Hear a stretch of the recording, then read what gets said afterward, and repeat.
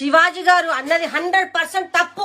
ఎలా మాట్లాడతారు అసలు మీరు? సెలబ్రిటీస్ అన్నాక పొట్టి పొట్టి బట్టలు వేసుకుంటారు, అందరు చూపించుకుంటూ వస్తారు.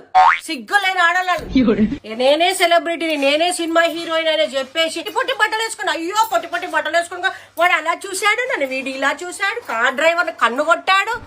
ఏందమ్మా మీరు పొట్టి పొట్టి డబ్బులు లేవా? ఇచ్చపోలా? నా బట్టలు నా ఇష్టం అన్నప్పుడు చూసేవాడు చూపులు కూడా వాడి ఇష్టం చూస్తున్నాడు.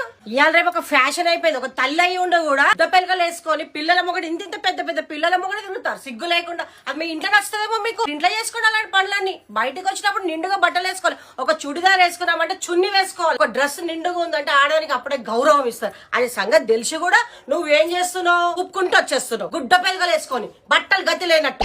అదేమి గుడ్డ పెళ్ళకలు వేసుకున్న మొగ్గలు మాకే చూడబుద్ది అయితే చండాలము. ఇంకా మగవాళ్ళు ఎట్లా భరిస్తారు?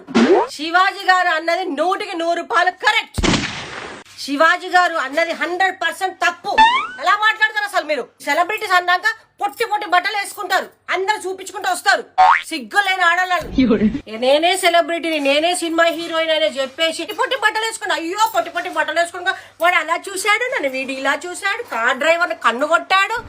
ఏందమ్మా మీరు పొట్టి పొట్టి డబ్బులు లేవా? ఇచ్చపోలా? నా బట్టలు నా ఇష్టం అన్నప్పుడు చూసేవాడు చూపులు కూడా వాడి ఇష్టం చూస్తున్నాడు.